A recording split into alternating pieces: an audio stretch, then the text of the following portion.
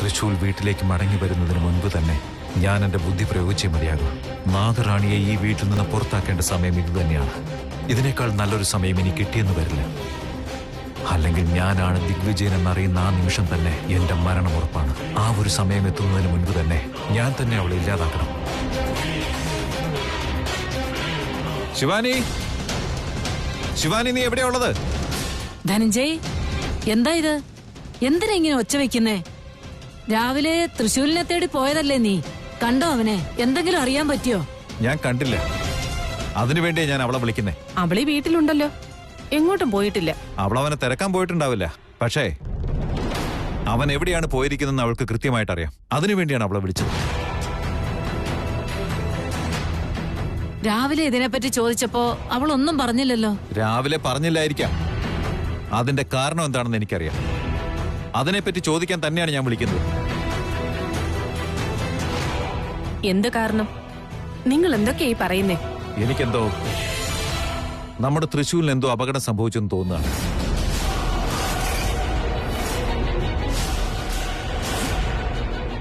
എന്താ നീ ഈ പറയുന്നത്? നമ്മുടെ തൃശ്ശൂരിന് എന്താ സംഭവിച്ചേ? ഇങ്ങനെ ടെൻഷൻ അടിക്കാതിരിക്കേ, എല്ലാം ശരിയായിക്കോളും. അവള് വരട്ടെ. അവള് തന്നെ ഇതിനുള്ള ഉത്തരവും പറയണം. ആരാ ഉത്തരം തരേണ്ടത് ചെറിയച്ച?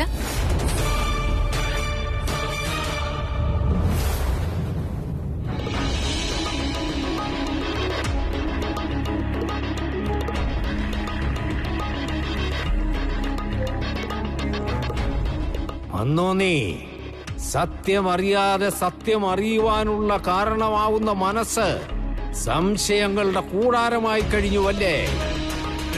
നോക്കൂ സ്വാമിജി, ഞാനെന്തോ വലിയ തെറ്റ് ചെയ്യുകയാണെന്ന് എന്റെ മനസ്സ് പറയുന്നു. എനിക്ക് വേണ്ടി ശിവാനി രാവും പകലും പൂജ ചെയ്ത് എന്നെ കാത്തിരിക്കുകയാണ്. ഞാൻ അവളുടെ തൊട്ടടുത്തുണ്ടായിട്ടും ഞാനാണ് നിന്റെ തൃശൂൽ എന്ന് പറയാനും പറ്റുന്നില്ല. ഇങ്ങനൊരു ശിക്ഷ എന്തിനാണ് സ്വാമിജി? അത് ശിക്ഷയല്ല, അവസരം. നിന്നെ നീ തന്നെ അറിയാൻ ശ്രമിച്ചിട്ട് എല്ലാം പരിഹരിക്കുവാൻ വേണ്ടിയുള്ള ക്രിയയാണ് ഇത്. ആ പരമേശ്വരന്റെ ആഗ്രഹമാണ്. എനിക്ക് ഭ്രാന്ത് പിടിക്കുന്ന പോലുണ്ട് സ്വാമിജി. എന്റെ ഭാര്യ ശിവാനി അനുഭവിക്കുന്നുവെന്നും എനിക്ക് കണ്ടു നിൽക്കാൻ കഴിയുന്നില്ല. മനസ്സിനെ പിടിച്ചുലയ്ക്കുന്ന പോലെ. അവളോട് മാത്രം ഞാനാണ് തൃശൂൽ എന്നൊന്ന് പറഞ്ഞോട്ടെ. പാടില്ല.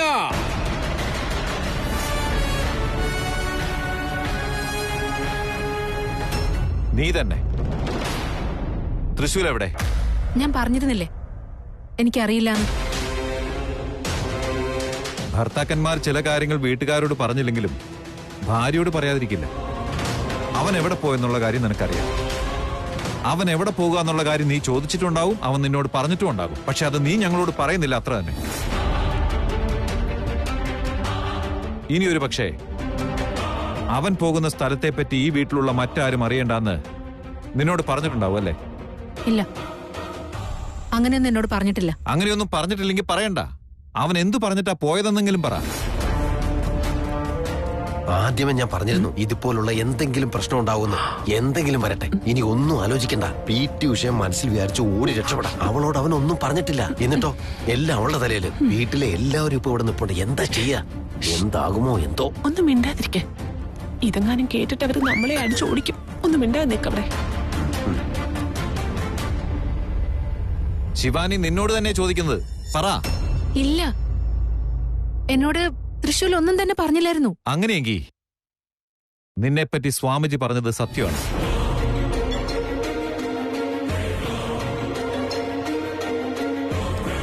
സ്വാമിജിയോ? എന്താ പറഞ്ഞത്? എന്തൊക്കെ ഇവിടെ നടക്കുന്നേ? അമ്മേ, ഞാൻ നമ്മുടെ തൃശ്ശൂലിനെ അന്വേഷിച്ച് എല്ലായിടത്തും അലഞ്ഞ സമയത്ത് ഒരു സ്വാമിജിയെ കാണാനിടയായി. അവര് വെറും സ്വാമിജിയല്ല, ഒരു ദൈവദൂതനാണ്. ഈ വീടിനെ സംബന്ധിക്കുന്ന എല്ലാ പ്രശ്നങ്ങൾക്കും പരിഹാരം കണ്ടുപിടിച്ച് തരുകയും ചെയ്തു. പക്ഷേ ഈ വീട്ടിലെ പ്രശ്നം എന്താണെന്നാൽ... എന്താ മോനെ പ്രശ്നം? ഈ വീട്ടിലെ മരുമകൾ തന്നെയാണ്.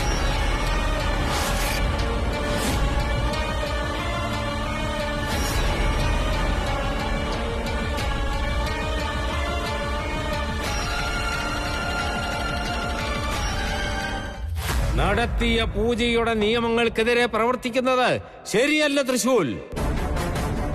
നീ ജനിച്ച രഹസ്യത്തിന്റെ കാരണം പുറത്തു പറയുന്നതിനാൽ നിന്റെ ജന്മരഹസ്യം ഒരിക്കലും വെളിപ്പെടുന്നതായിരിക്കില്ല.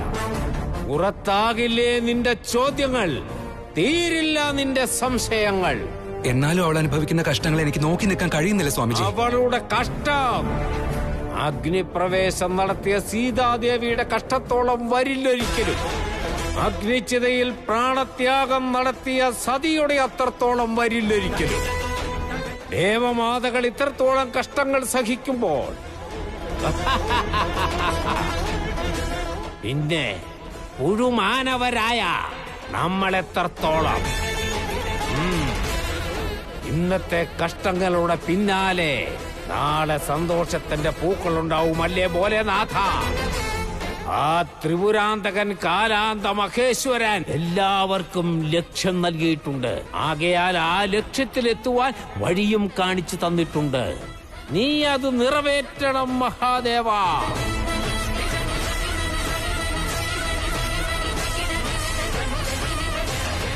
ധനഞ്ജയ്, എന്താടാ ഇത്? നീ എന്താ പറയുന്നെന്ന് വല്ല ബോധമുണ്ടോ? ഇവൾ ഈ വീട്ടിലെ മരുമകളല്ലേ? അതെ. നോക്ക്, നീ ആദ്യം എങ്ങനെയായിരുന്നു എനിക്കറിയില്ല. പക്ഷെ നിന്റെ രണ്ടാമത്തെ വരവോടുകൂടി ഈ വീട്ടിൽ പ്രശ്നങ്ങളുടെ ഒരു സാഗരം തന്നെ ഉണ്ടാകാൻ തുടങ്ങി.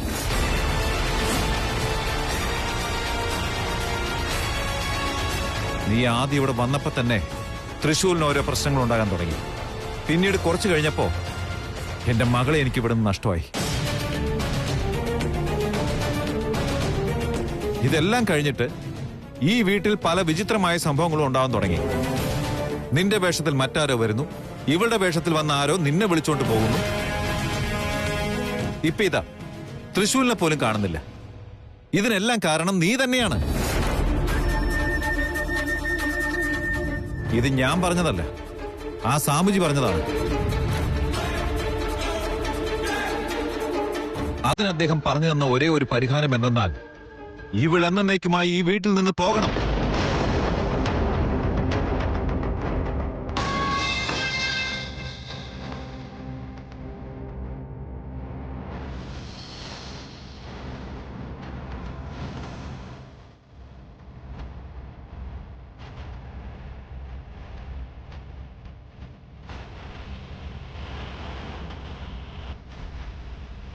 നീ മൂലം ഈ വീട്ടിൽ ഈ ഒരു പ്രശ്നം ഉണ്ടാവാൻ പാടില്ല. എന്റെ മകനൊരു പ്രശ്നം ഉണ്ടാവരുത്.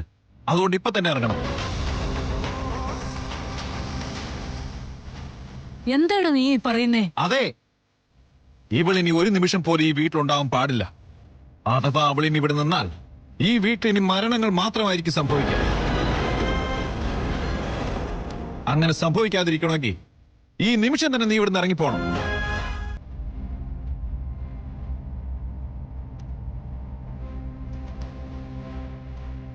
എന്ത് തന്നെ അവസ്ഥയുണ്ടായാലും, എന്ത് സങ്കടം ഏത് രീതിയിൽ വന്നാലും, നിന്റെ ആളുകൾ തന്നെ ആയിരുന്നാലും ശരി, നീ മൗനമായിരിക്കണം. മൗനം മാറ്റിയാൽ നിന്റെ ചോദ്യങ്ങൾക്ക് ഉത്തരം ലഭിക്കില്ല, മോക്ഷം ലഭിക്കില്ല.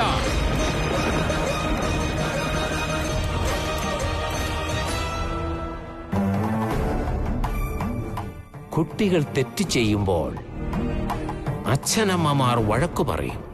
കുഞ്ഞു മനസ്സിന് വിഷമമാകുമെന്ന് കരുതി വഴക്കു പറയാതെ പോയാൽ ജനിപ്പിച്ചവരുടെ സങ്കടം ജന്മം മുഴുവനും ഉണ്ടായിരിക്കും.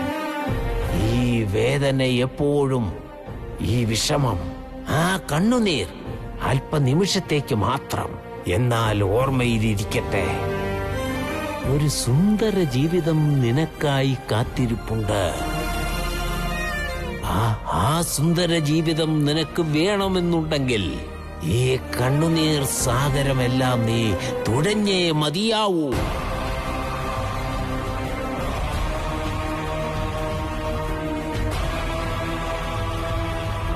ധനഞ്ജയ്, നിനക്ക് എന്താ പറ്റിയേ? നീ എന്താ ഇങ്ങനെയൊക്കെ സംസാരിക്കുന്നേ?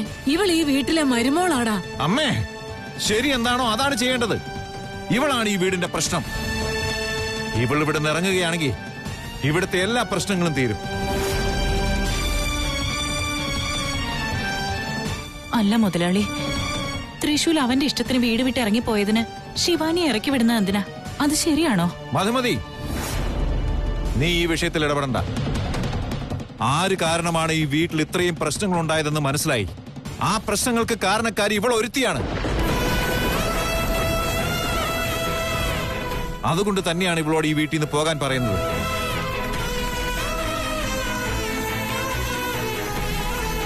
നോക്ക്, അവളീ വീട്ടിലെ മരുമകളാ. അവളോട് ഇവിടുന്ന് ഇറങ്ങി പോകാൻ പറയാൻ ആർക്കും അധികാരമില്ല.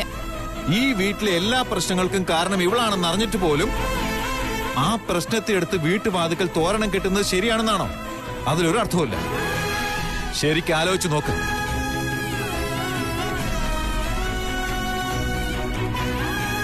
എടി നാഗറാണി, നീ ഈ വീട്ടിൽ നിന്ന് പുറത്തു പോയേ മതിയാകൂ.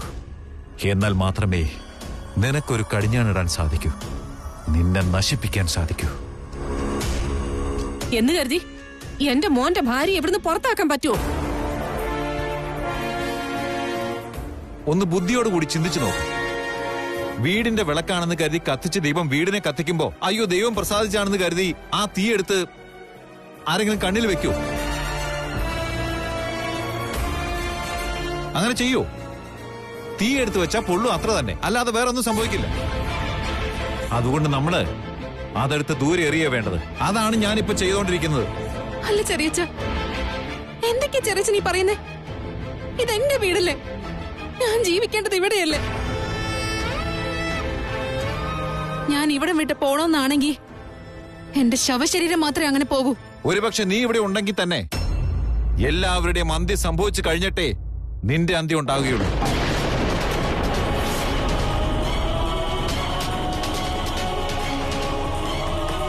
അത് മനസ്സിലാക്കിയിട്ടും ആ മരണത്തെ വീട്ടിൽ വെച്ചോണ്ടിരിക്കാൻ പറ്റില്ല.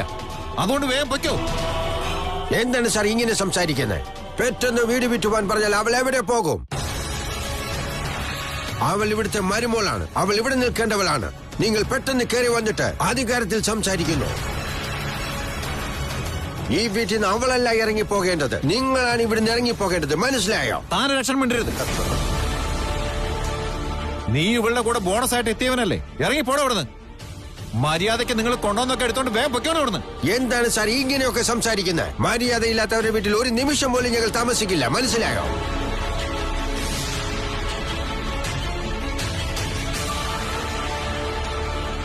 പങ്കജം, എന്താണ് നോക്കി നിൽക്കുന്നത്? ലഗേജ് എടുത്ത് വേഗം ഇറങ്ങ്. Come on. അയ്യോ ധനഞ്ജയ്, അവരോട് പോവണ്ടെന്ന് പറയടാ. നീ അവരെ വിളിക്കടാ ഒന്ന്. നോക്ക് വാ മോളെ, വാ.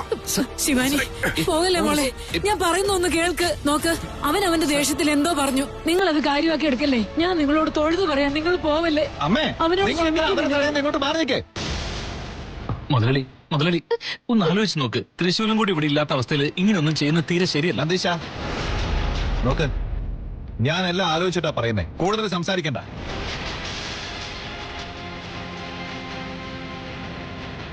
ഇവർ ഈ വീട്ടിൽ നിന്ന് പോയി കഴിഞ്ഞാൽ ഇവിടെ പിന്നെ ഒരു പ്രശ്നം ഉണ്ടാവില്ല.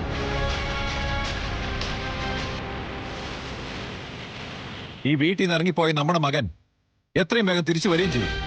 അപ്പൊ എല്ലാവർക്കും മനസ്സിലാവും ഈ വീട്ടിലുണ്ടാകുന്ന പ്രശ്നങ്ങൾക്കെല്ലാം കാരണം ആരാണെന്ന്.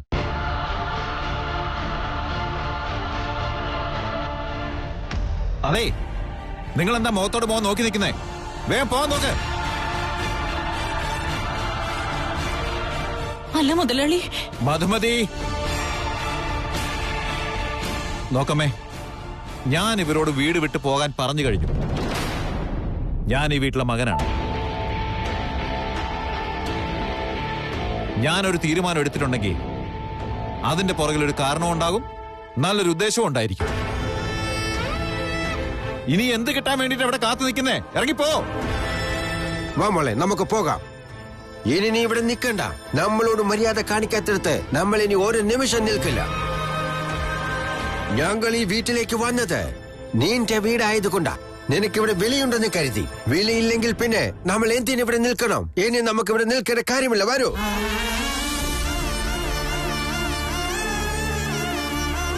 ഇത്രയും നാൾ ഈ വീട്ടുകാരുടെ അപമാനങ്ങളെല്ലാം സഹിച്ച് നമ്മൾ നിന്നത് ഒരേ ഒരു കാരണം കൊണ്ടാണ്. നിന്റെ ഭർത്താവിന്റെ മുഖമോർത്ത്.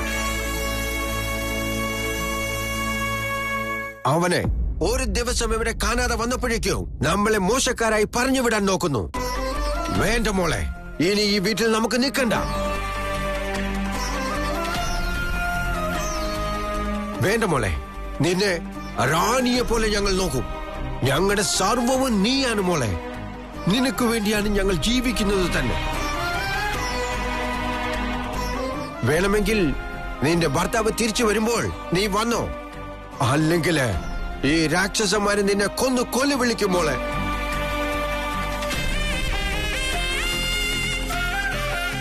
നിന്നെ നഷ്ടപ്പെടുത്താൻ ഞങ്ങൾക്ക് പറ്റില്ല മോളെ. പോകാം മോളെ. പറ്റില്ലെന്ന് മാത്രം പറയരുത്. നീ വന്നില്ല എങ്കിൽ ഞങ്ങൾ രണ്ടാളും ഓർത്തോ.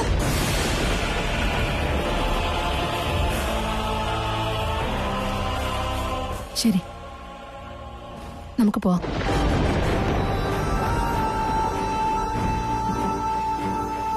ഞാൻ പോവാണ്. എന്നെ അനുഗ്രഹിക്കണം ശിവാനി. നന്ദിശങ്കർ.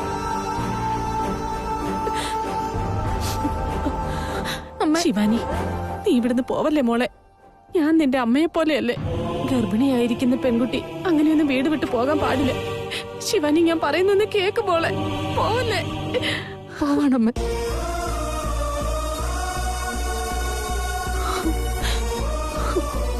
ശിവാനി,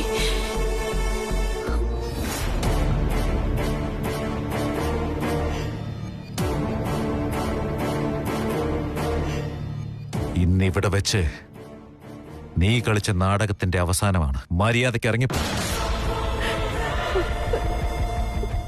ശിവാനി, ശിവാനി, ശിവാനി, ശിവാനി, ശിവാനി, ശിവാനി.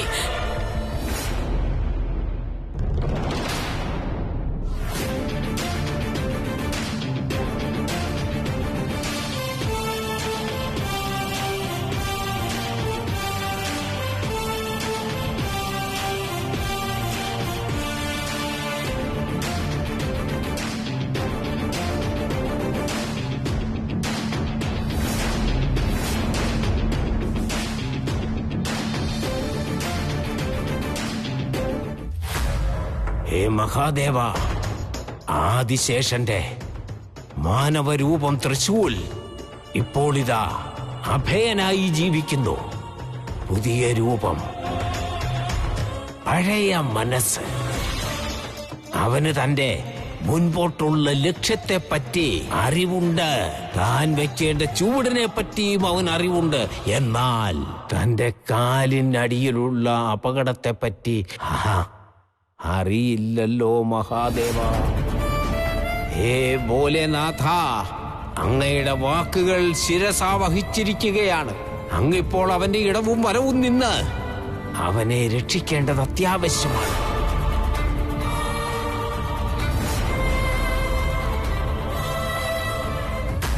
എങ്ങോട്ട് പോവാ?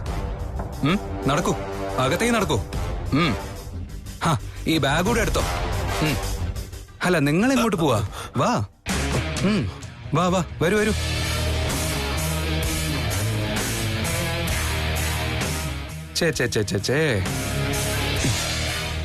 എന്താ ഇത്? പ്രസാദം എല്ലാം താഴെ വീണല്ലോ. ആരെ തട്ടിയിട്ടെ? അല്ല, തിന്നുന്ന സാധനങ്ങളെല്ലാം ആരെങ്കിലും താഴെ ഇടുവോ? Very bad.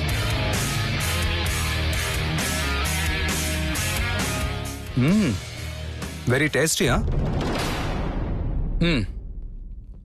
ഇതാ പ്രസാദം. ഓക്കെ, വാ തുറന്നേ. പ്രസാദ വേണ്ടെന്ന് പറയരുത്.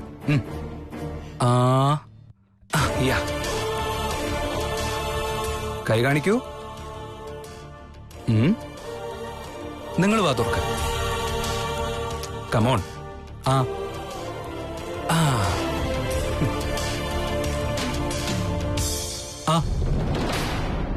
ഓക്കെ. മുത്തശ്ശി, നിങ്ങൾ ഈ പ്രസാദം കഴിക്കേ. നമ്മളെന്താ പറഞ്ഞു തന്നെ? ലഗേജ് എവിടെ പോയായിരുന്നു? ആരവരെ പറഞ്ഞു വിട്ടെ? നീ ആരാണ്? ഞാനോ? ഈ വീട്ടിലെ മകൻ, തൃശൂർ.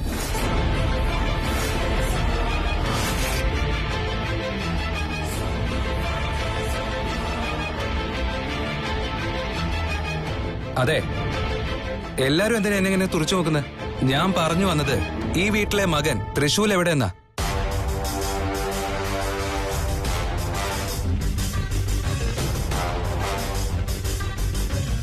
നിങ്ങൾ ആരാണെന്ന് മനസ്സിലായില്ല. ഞാനോ? അഭയ്. ആ, ഇപ്പോൾ നിങ്ങൾ അഭയ് ആരാണെന്ന് ചോദിക്കും അല്ലേ? വെയിറ്റ്, എവിടെ അത്? CID വായിക്കാൻ അറിയാലോ? Crime investigation department. അഭയ്.